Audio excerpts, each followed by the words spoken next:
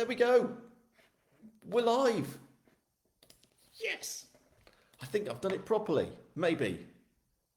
I'm not on a countdown, so it's not going to cut out. That's happened before. Uh, yes. Another live launch. Da, da, da, da, da. I should have theme music. If anyone's out there who wants to compose me theme music, I'd be very happy because mine would basically just be me falling onto a drum kit, which I'm good at, the falling bit. We have people. We already have viewers. 17. Woo, which is good. That's really good. Don't know where you're all from. You'll tell me in about probably quite soon. There we go. Hey, Cara's on. That's good. Elizabeth Wilburn. I'm going to write a little comment because I can. I'm going to type with these mad hands of mine. Hello all. It's fab to see you here. No idea why I'm singing that. Shouldn't sing. I can write ish. I shouldn't sing.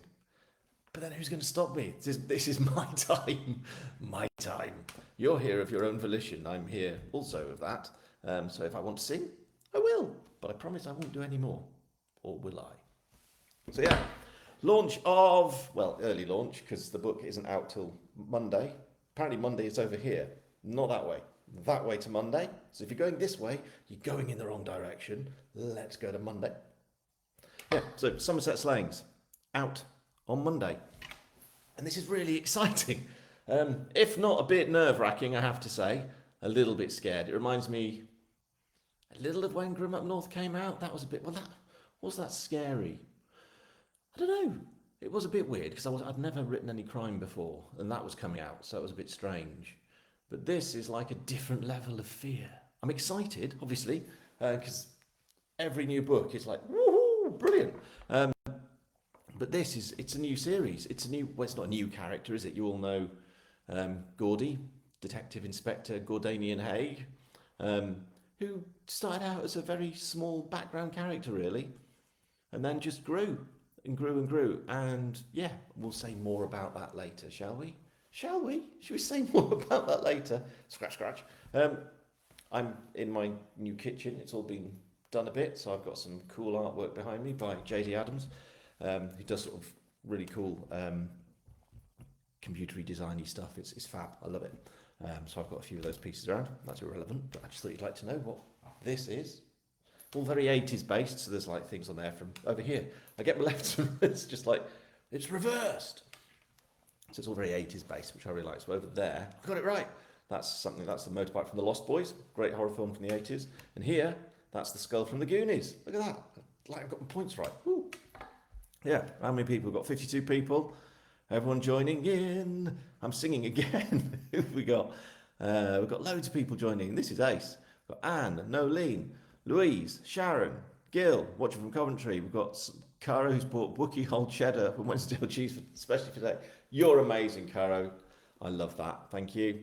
We've got Maggie from Strathaven. John, you're here every time as well, John. I love that. Judy, hello. Caroline from Leek in Staffordshire. Elizabeth from East Yorkshire. Alan, hello, Alan. Thank you. That's very kind of you to say. We've got Kenny from Crocketford. We've got Lisa, who's greetings from the M4. Ah, okay, your husband's driving. That's good. And you've just stepped off a plane. Couldn't miss this. Where have you been? You've jumped off that. I thought, I know, I'll tune in to listen to Dave's rambling nonsense. It's fine by me. I like that. Ellen from up near, Eileen, sorry, from near Blackpool. Rosemary from Norfolk. There we go. Fraser from Manila in the Philippines. You see, I mean, how is that even a thing? I find that extraordinary. Paul from Northampton. I'm not going to read everyone out, am I? Or maybe I will. No, I won't. We've got Wivenhoe in Queensland, Australia. What time is it there, Bobby? What time is it there? We've got North Carolina, Warren, which is cool. We've got Nelly. I have stopped the singing. It's all right. Yeah, so there we are. Lots of people enjoying this. John said, enjoying the Grimm series. Expect this to also be good. It's going to be amazing. So yeah, 65 people joining in to this. Brilliant. Right. Order of the day is as per usual. We do this where I just ramble, hoping that I know what I'm talking about. I say hello to people, which is what I've done.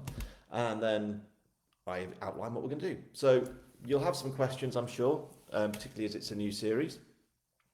So we'll do that at the end, because that's a nice place to do it. And I'll check the comments and try and answer as best as I can.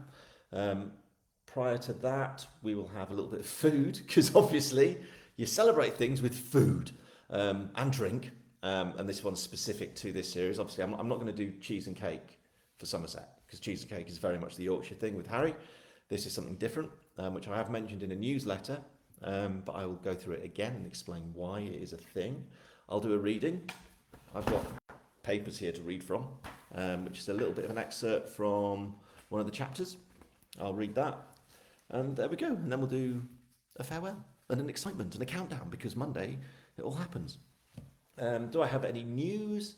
News. I don't know why that means news. What does that mean? Tickling the tummy of a tiny little kitten. So news, we know, well, some of you have noticed that the paperback and the hardback, I've done hardback.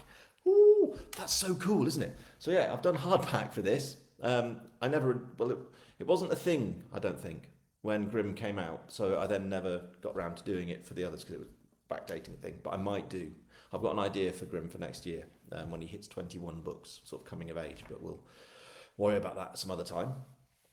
So yeah, you can now order, as of earlier today, the paperback and the hardback for Somerset Slayings.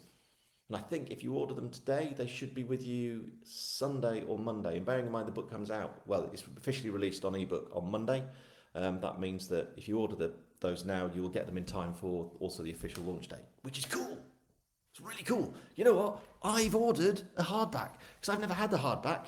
I've written, for other publishers. I've written for Random House. I've written for Hodder and Puffin and OUP, and I've never had a hardback. Or have I? No, I don't think so. No, I haven't. I've ghostwritten, and they've been in hardback. But I've never had my own name on a hardback, so I thought, I've got to get me some of that. So that will be turning up. So I joined in with you all. I don't know how many people, if any, have ordered a hardback. Yeah, but I've ordered one, so that'll be turning up. Really exciting. Might have to do an unboxing for that, a little video, because that's really cool. So yeah, that's the news really. Paperback and hardback are now available to pre-order. So crack on, all of you who want to do that. The audiobook, that's all done. That will be released on Monday as well, on the 30th. So when the ebook is live, so will the audiobook. So I'm actually organised this time, which I have to say is quite the surprise. But I have lots of people helping me, so I appreciate that. What else have we got? Checking the notes professionally. I think it's time for food. Who's got food? Who out there has food for today? I know Cara has. Anyone else? Oh no, let's see. We've got South Wales, Kent, Highlands. We've got Jill's got cake and Wednesday at the ready, even though it's Somerset. That's brilliant. Good. At least you got some food. We've got Texas, South Carolina, Norfolk, Dorset, Nottingham, New Jersey, Australia, South Africa. What's going on? I mean, this is what I love, that I'm chatting here to, there's 84 of you now, which is brilliant. And it's all over the world, all different times of the day, night, and you deem to spend some of your time talking with me, which I find extraordinary. I really do. So, right, food. As always, there's food, but this time, as I've said, it's not cheese and cake. This is where I'd usually show you the cheese and the cake, and beer. I'd usually have either a Wensleydale ale or the other one. I can never remember now. It would be a pint of Butter Tubs or a pint of Wensleydale Gold or Gamekeeper or something. But we're Somerset, aren't we? So it has to be different. And what do we drink down here in Somerset? We drink cider. So I've got two. I'm not going to necessarily drink two. That'll be terrible. I'll be fast asleep. Can't be doing that. So I've got two to maybe try. I've got this one, Lily's cider. Now this one, I live just on the outskirts of a little place called Froome, which is where Gordy's going to be based. And this is Gladiator cider, which is made by Lily's cider, and it's made in Somerset, but it's actually made here. So this stuff is proper local. And I've also got Thatcher's. You can see these all have a hefty percentage. That was 8.3. Again, why I won't be drinking both. And this one's 8.4. Be careful, methinks. I've also got pickled onions, which might not be a Somerset thing, but I'll explain why in a second. I've got cheese. I love cheese. And I've got crisps. Seabrooks crisps, which is a northern crisp, but they're bloody good, aren't they? So, These are the constituent ingredients of something I discovered back in May. I was out researching. A big part of the books is that I like to get things quite accurate, certainly with the location. So, as you all know, I travel to the Dales quite frequently. I live down in Somerset, but I travel to the Dales. I grew up there, but I like to go up there and check things out, smell the air, walk around, meet people, that kind of thing. It's really important to get the flavour right. So I was out researching for the Gaudy book for this one, and after a day in Glastonbury, which was fantastic fun, and which also played into a big scene in the book and a big part of what happens to Gaudy and how she deals with her move and everything she's going through. I drove back and I went through a little village that I used to live in called Evercreech. Now Evercreech is about this big. No exaggeration, it is tiny, but it's also lovely. I had a lovely time there, friendliest people ever, really welcomed me, it was fantastic. And there's a pub called the Bell Inn, and is a smashing little pub, very simple, very nice little local pub with good food, good beer, good cider, friendly people, open fire, pool table, nice little beer garden, looking out over fields. It's kind of what you want in a pub. But I'd not been in there for a good few years. So I popped in on my way back. I thought, right, I'll have a pint just so I can get, because Gaudy will be living there, you see. Gaudy's going to Evercreech, so that's what I forgot to say. She moves to Evercreech even though she'll be working in Frome. And popped in, pretending, trying to get a feel of what it'd be like for Gaudy to go in there for the first time. She's used for the northern place, but this is a different kind of pub. So I ordered a pint of cider, and then I saw that on the snacks board, so that I do need some snacks. Is it going to be a pickled egg? Is it going to be pork scratchings? Difficult choices. And then I saw a mouse trap. I was like, there was no explanation. It was just a price. I think it was £1.50 or something. I don't know. And I was like, so I asked the bar lass. I said, "What is a mouse trap?" Because that wasn't here when I was here a few years ago. And she went, well, she explained it then. She said, well, it used to be a local thing at the pub, and they've brought it back quite recently. And it is as follows. It is a packet of crisps with a pickled onion and a large chunk of cheese. And I was like, that sounds like the best ever pub snack. So, of course, I had to order one. So, as we're here, and as we're celebrating a Somerset book, and we're celebrating Gaudy moving here from the north, actually going to this pub and having this. She has this, okay? Someone takes her out for a drink because she needs one, because she just needs a chat. And this is a character that when you meet them, you will remember from a previous book and part of the bigger grim world. Gaudy gets taken to the pub, and this is put in front of them. So, I'm going to go for the Lily's cider, the Gladiator, it's the well local one. I'm going to open it with this. That is one hell of a bottle opener, and this was made by my cousin Ian up in Scotland. This is a staghorn, deer horn, which was taken, or antler, sorry, which I think was found on the moors of Glenetiv. So a lot of my old relatives on the Scottish side of the family were gamekeepers, and they used to gamekeep up on Glenetiv in that area. So my cousin goes around and finds the antlers that have been shed, as they are every year, and then makes things out of them like this. So this was a Christmas present a while back. So it's a beast. So there we go. Here we go, proper cider. So this is proper still cider. We've got still cider.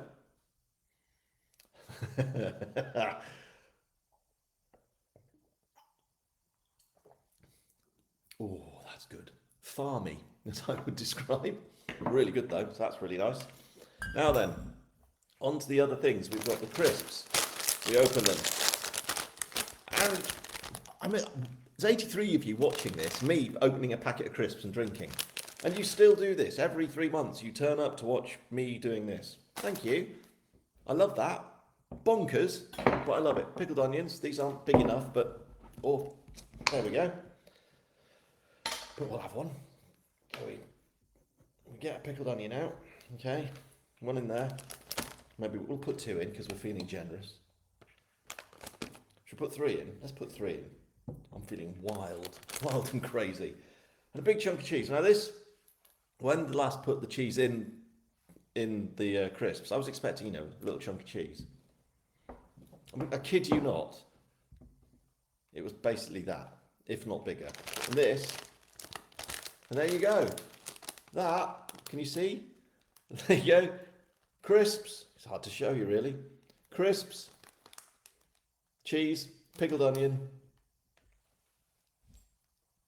and cider. So, move that over there. And this is what Geordie will do. She'll sit there, like, what on earth is going on? And she's got down, hang on, Mum. Got to have a crisp, eh? Bit of pickled onion. Find it. Do love a pickled onion. Some cheese. There we go. And that, my ladies and gentlemen, is a mousetrap. Why it's called a mousetrap, I don't know. Maybe this pub knows something that we don't. Maybe they know that that's how you catch mice. Not just with cheese. Oh no. These are Somerset mice. They require the finer things in life, like cider, with crisps and cheese and a pickled onion. So there we go. I suggest you all try this at home. It's a fantastic snack, honestly. It's brilliant. All pubs everywhere need to do a mousetrap. And that is going to be my mission. See if we can get other pubs across Somerset to partake of the way of the mousetrap. You never know. But I'll maybe do a little video of actually going into the Bellin and consuming said product. It is fantastic. There we go. Cider and a mousetrap. Now, are we all ready for a reading? Let me just check, see if we've got any other comments. Someone's dunking rich teas. That's good. Someone's got fruit loaf and cheese. That's good, Karen. I like that. Mince pie? John Clueth has a go. Oh, I love a mince pie. Is it warm, John? Does it have brandy butter on it? I hope so. Well, Karina is in Germany. That's amazing. Is she from Germany or in Germany or both? Maybe both. Aubrey. Aubrey's here, everyone. Say hello to Aubrey in the comments because we think Aubrey is awesome. But also, we need to say that we've got Ruth Urquhart as the voice of Aubrey, not the voice of Aubrey, that'd be weird, of the voice of Geordie, because obviously I needed to get a new voice artist. So we've got Ruth, and I'll do an interview with her at some point, and we'll have her on one of these, I should think, and she'll be anyway. Ruth has done an amazing job of the new book, fantastic. You're going to love it, and she's a very good friend of Aubrey's, and that's why we're lucky enough to have her. So you see, that's quite good, isn't it? So yeah, say hello to Aubrey and do say hello to Ruth. I don't know if she's on here or not. She's probably busy. We've got Luton. Tricia has Morris danced in Frome.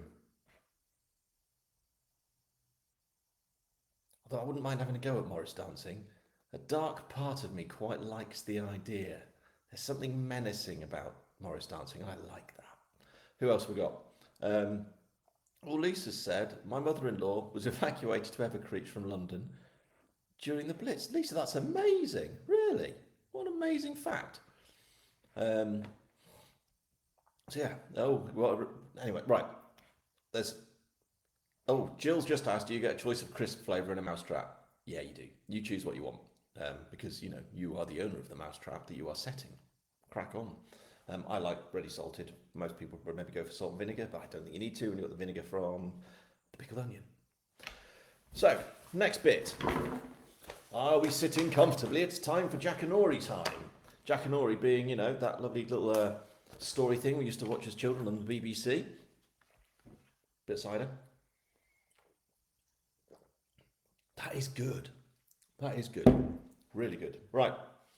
Now, I am not a dramatic reader. I know I say this every single time I do this, but you need to be aware my skill is not in reading out aloud.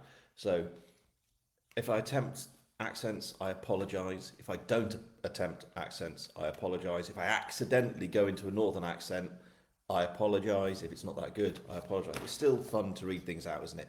And it's a bit of an exclusive because none of you have read this yet. Only me and the editor and someone else. A friend of mine, Martin, who is now helping me out with various things, which is cool. So, get your food ready, get your drink ready, whether it's beer or tea or wine or the finest champagne. It better be champagne. Get yourselves comfortable, and I shall read This is an excerpt from chapter 5. So it's the first 1,000 words of chapter 5. Um, I try to, when I pick something, pick an excerpt to read to you, I try to pick something that doesn't give too much away. I don't want to spoil you reading the book on Monday, okay? So that's quite difficult because obviously there's lots of things in a book and it all builds into the bigger story, the bigger arc of everything going on. The murders, the mystery, Gordy's life down in Somerset, what she's dealing with, Anna, and all the rest of it. Okay, so I have to find a bit that I think I can read without telling you too much about things or about the bigger picture. So luckily, I found a bit. Took a while, but this is where Gordy is meeting her team for the first time because obviously she's moved from the Dales where she's used to Harry and the others and the wider field, and now she has to turn up on that first day. Now we've all experienced it, haven't we? That first day at work. Ah, you're nervous. You're gut, oh, what's going to happen? Will they like me? Will I like them? Do you want to run away? But that bit when you just have to open the door and it's like, off you go, in you go, and you've just got to crack on. So that's what Gordy had to do. So I thought it'd be the best place to start it. There are a few characters here.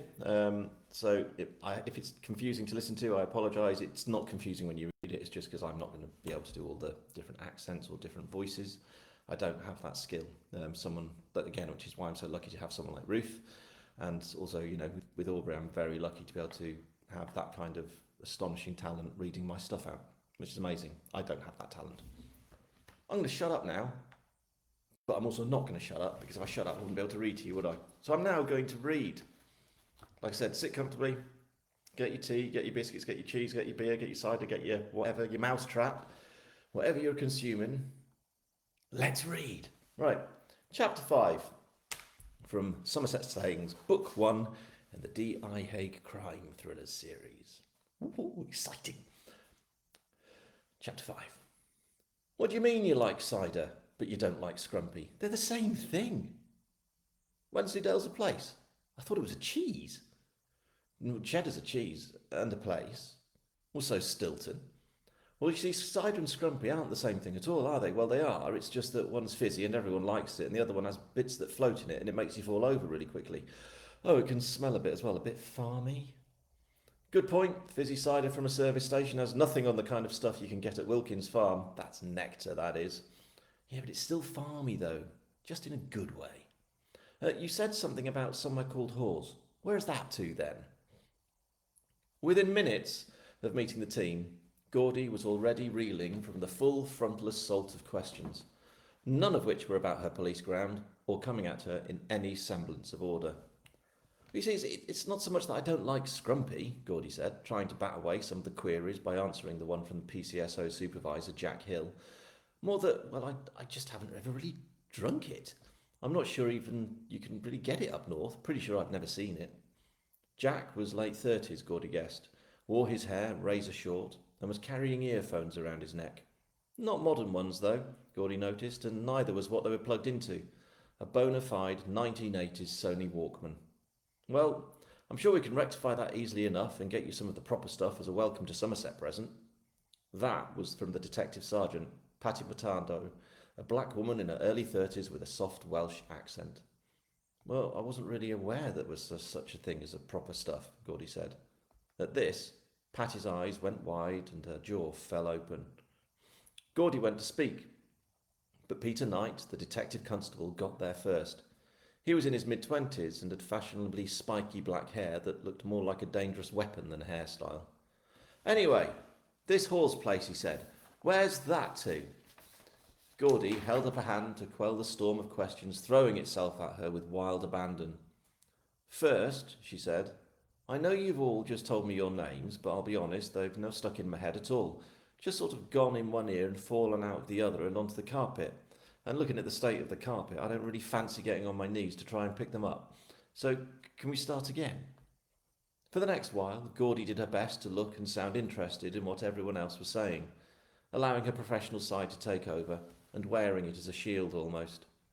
She knew she was supposed to care, to really be in the moment, what with it being the first day of a new job, and these being the people she would be working with for a long time to come. But she was finding it beyond difficult.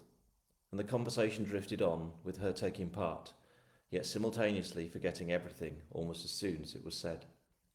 She was again wearing the disguise of D.I. Haig, stepping into character just enough to keep people happy but at arm's length. But inside she was, even then, sitting in a corner, crying. Well, that's agreed then, said Patty with a clap of her hand so loud it was like the crack of a rifle shot. Certainly sounds like it, said Geordie, realising she had no idea what was agreed on at all, so focused on the sergeant she added, well, over to you then. Actually, today you'll be with PCSO Hill, Patty said, nodding at Jack. No one knows the area better. I mean, we're all localish, but Jack's born and bred, and I think it would be a good idea for you to just head out with him today. Have a look around, meet some of the other PCSOs as well if you can. Well, if that's okay, I mean, you're the boss. Sounds perfect, said Geordie. She was sure she'd had other things planned for the day, really important detective inspector things, a whole list in a notebook somewhere. But when she glanced away from the team to see the dark shadows of her new office, she shuddered. She wasn't quite ready for that yet, for sitting in a small grey room at a tired desk and starting on goodness knew what. No, this was definitely a much better use of her time, she thought, and she turned to Jack with a smile she hoped looked convincing, because on her side of it, all she could feel was the muscles resisting, her eyes not getting in on the act quick enough. Well, looks like I'm in your hands, she said. Then she noticed that Jack was now holding a silvery palm-sized box and was busy switching his headphones over from the Walkman. Mini disc player, Jack said. Such a great format. Yes, well, wasn't it? Said Geordie, having absolutely nothing else to offer to the conversation. Well, it was expensive, but it was brilliant, Jack continued. Better than tape, better than CD. It should never have died, but that's often the way with things, isn't it? The good stuff just doesn't make it. Though Jack had no idea of the impact of what he had just said, Geordie felt it and stumbled a little, grabbing the edge of a desk quick enough to stop herself from falling. You okay there? Jack asked, reaching a hand out to rest on Geordie's arm. What? Oh, yeah, I'm fine, Geordie said. You know how it is on your first day? Not enough sleep. You just don't eat enough for breakfast. That I do, said Jack. You okay to head off? We can wait. No, I'm good, Geordie lied, and forced her mind to bury deep the memories of Anna, which had resurfaced uninvited. So, there you go. I'm sure that was quite badly read, but I did my best. That's Geordie's meeting of the team. Nice bunch of characters. I have had so much fun doing that, inventing a new team. Brilliant. With things like that, I didn't really plan the team as such. I kind of just came up with a few ideas and then wrote that scene. I thought, well, let's see what happens. Had Geordie turn up. My notes were essentially Geordie meets new team. This is the team, and I had like a couple of notes with the names and what they were like and stuff, and allowed the characters to come through, like the stuff with the mini disc player, who Patty was, where she was from, all that kind of stuff just came out, as often does with the writing thing. You have to kind of just let it breathe and do its own thing. And I've referenced this a lot before, how Terry Pratchett says that writing to him, or what to him, was like staring out across a sort of mist-covered valley, and you could see the peaks, and he said, you know, he knew he had to get from one peak to another peak to another peak, but he also knew that the only way to do that was to go down one side into the fog and find his way in the fog until he finally found his way up to the next peak. That's much with the way how I write. I know where I'm going, but to get there I have to allow myself to sort of go into bits that I don't know and find my way, and that's quite exciting. It's good fun. So I hope you liked that. I hope you're excited. I know I am. I'm a bit terrified, I have to say. It's quite scary. It's a new series, it's new characters, it's a new area. I'd like to think that, you know, of course I wouldn't think it's as good as the grim stuff. I always try and make every book I write better than the previous. Different in some way. There's a different feel to this because Somerset is very different to the Dales, but it's also got that rural thing. I've really played on that. So there we are. Shall we do some questions? What I'll do... Right then, I'm going to scroll down to the comments. Right then. There's a lot of comments here for me to look through. if I say, do you have any questions? If so, write them now. There's 77 of you listening here, so if you have a question about this series, about how I've written it, about the area, about Gordy, about the new team, about the book's about how I come up with the ideas, this is your chance to ask me questions. Maybe you don't have any, which is fine. Oh, we've got Susan in Wisconsin. That's extraordinary. Right. Oh, time with the latest J.D. Kirk to finish on Sunday. Then, could you stop reading J.D. Kirk? Awful man. Awful man. He says. He knows he is. He's a terrible person. So I'll just scroll back to see if I've got any questions here yet. We might not have. Richard here says what she said. Apparently, posted a photo of himself on chair eating shake cake and cheese, but I failed to complete the challenge, which was blue cheese or brie with plain chocolate digestives. You're asking me to do that, aren't you, Richard? I'll have to do that at some point. We have a question from Tricia. Will you be doing a Gordy weekend?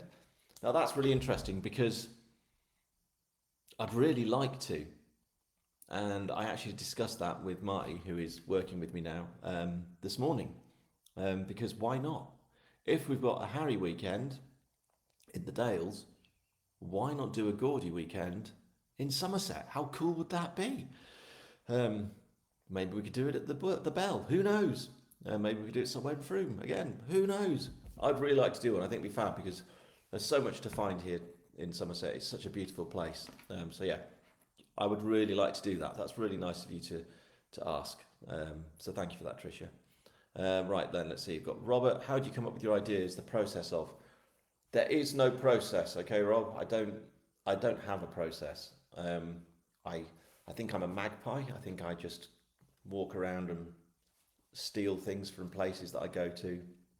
I'll see something and that'll spark an idea. I'm very good at remembering really pointless facts and things that have happened. I'd listen to conversations. Someone will say something and I'll store that as an idea. It's hard to come up with a process. So I have all those ideas, a jumble of ideas, I put them together, and then I try and knit them into something that looks okay. And it's hard to describe. I've described it as like some kind of ball in the sky, which is like a 3D thing, but that's very confusing to explain. So there you go. I just have ideas, and I love writing, and I've written for years, and it seems to work. So I should maybe come up with an idea for the process. One day I'll analyse it, but I almost don't want to analyse it because I don't want it to break, if you know what I mean. What have we got? Will Harry appear at all in any of the new Gordy books? That's from Jill.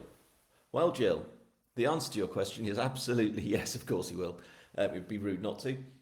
I don't know which or where or when or how, but yes, there will be references to the team from the north. There will be a cross-pollination of characters, I'm sure, and I really want that to happen, and I'd love Harry to come down to Somerset, because you have to bear in mind as well, he's from this area, so he knows it really well, and that's why he's got that accent. We've then got from Richie, I guess your time will be split between Harry and Gordy stories now, alternating books. That's from Richie. Yes, Richie, that's exactly what I'm going to be doing. So we've got this Gordy one now, we've got Harry one next month, another Gordy one in December, because I wanted to get 2 of those out this year. So it's 5 books I'm launching this year. And next year, we'll then go to alternating. So March will be the next Harry book, and then June will be the next Gordy book. Then you'll have, is it September? Yeah, September will be Harry, and then December will be Gordy. And I will try and do that. So then you'll have a nice gap between the two, and you'll have 2 series to read, which I hope you will like. I think it'd be quite good fun to, they're the same universe, which I think is quite cool. You're in the same universe, it's the same character, and there'll be this cross-pollination, but it's also 2 different worlds. So yeah, I hope you'll be happy with that. Karina's just asked, will Grim be there in the new series? Yes, absolutely. Well, you really do want that. You people really want Harry to visit Gordy. There's a few of you asking that, which I really like. So yes, absolutely. It'd be rude not to. We've got to bring Harry down south. It would be a lot of fun. Will Grim be helping? Oh, someone likes the picture frame. They are cool, aren't they? They're really cool. Again, will Grim be helping Gordy in Somerset? Yes. I'm glad you're looking forward to it. Can't see Gordy getting fond of Scrumpy. Well, of course she gets fond of Scrumpy. It's good stuff. It can be an acquired taste, but that's good. That's lovely. Um, yeah, I hope the Bellin is ready for an influx of fans. You never know, Jill. Will it happen in the same way? We'll have to see. I'm doing the same thing. I'm being as accurate as I can with the area, and any businesses I mention, I will only ever mention in a good light. Because a big part of what I do, I think, what I like to do is to promote the area that my characters exist in. The murders, and all that kind of thing. Obviously, I don't want those happening in a business. I don't think that's fair, except for one place. Um, but yeah, so yeah, it's. I would really like that. It would be amazing. Horse in October, Somerset. Yes. Why did Gordy go to Somerset rather than back home to Scotland? That's a question from Katie. Now, this was because I think it was mentioned in the last couple of books how it was Anna who was originally. Now, this is a spoiler. Do I say this? Yeah, most of you have read all the books, haven't you? Anyway, it's because Anna was due to move her job as vicar in Ascreek to vicar in Evercreech. So Gordy had that all planned. And then obviously with the loss of Anna, she still decided that it would be best for her to go because her job had moved as well. So she was she could have cancelled it, but that's probably quite difficult to do. So Gordy being Gordy and strong, she went ahead with it. So that's why she's ended up in Somerset rather than going home to Scotland. And also, we don't know anything about her. Well, I do. I know a little about her past in Scotland, but you don't. So think of that. There are things to find out about Gordy's past. Little dark secrets, little strange things, little weird bits, little history things. I mean, that's really exciting to me that we're going to explore Gordy's background, and I've started to hint at it. So I'm discovering that as well at the same time as you, which is brilliant. Um, as an optician, I advise you that you go and get your glasses tightened up. Thanks, Paul. The funny thing is, Paul, I went to the opticians 2 weeks ago to get my eyes tested. So I have my prescription, and I now need to go and get new glasses. Thank you for looking after me. I realise what great readership I've got. They're even bothered about how my glasses are. That's lovely. Thank you, Paul. Job on hand. I'll do that. A Gordy weekend. Rosemary would like that. That's good. When is the 2025 weekend scheduled for the Dales? Good Lord, Kay. Good Lord. Um, we'll be announcing it quite soon, I think, because we kind of know when it's going to be. And but we'll get the next weekend out of the way, which is 2 weeks tomorrow. And obviously some of you will be there, but we'll get that out of the way, and then we'll crack on with next year. Yeah, exciting. I've had a tighter schedule this time with new series and keeping Grim up, plus all that marathon training. How did you balance it all out, and how many words per day were you averaging? Admire your stamina. I don't quite know how I fit it all in. The marathon training, because I'm running, for those of you who don't know, I'm running an ultra in November, so I've got a 30-mile run to do next week at some point. That's for my health, physical as well as mental, because sitting behind a computer obviously is a bit solitary, so I need, also it's running on your own, I know that, but I like to get out into the air and explore. And actually that's played a big part of me writing this new series, is going out and seeing the place on my feet. And that's been fab. So I found loads of new locations, which is fantastic. Words per day. I don't really know. Some days I don't write. Some days I can't write. Some days I'll write 10,000 words. Other days I'll write 3,000 words. There's no real set thing. I just know I have to get a book done. And that's really the way I play it out. I like a bit of flexibility.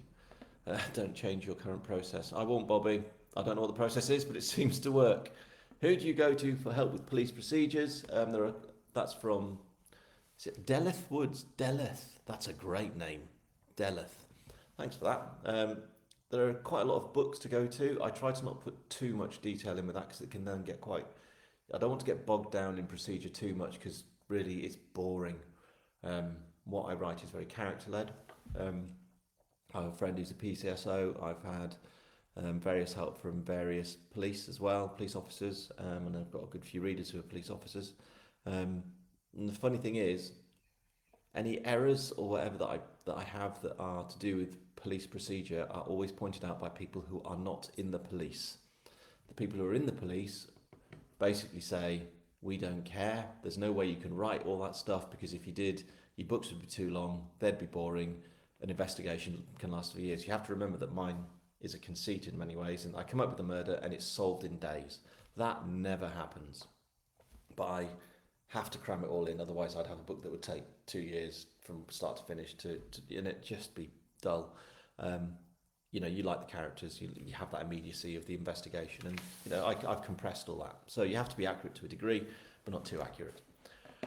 Richie, oh Scrumpy, I remember Thatcher's when it was just a farm. Yes, well, there's places you can still buy it like that in a nice 5 litre plastic tub. It's good fun.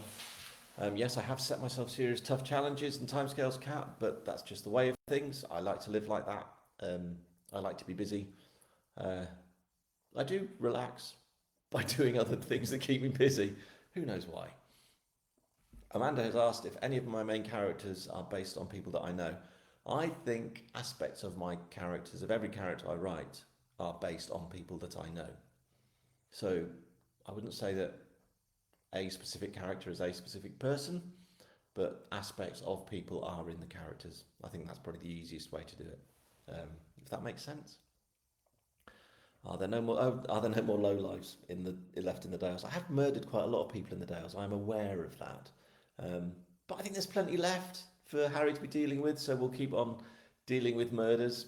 Oh yeah, plenty more people to do. Uh,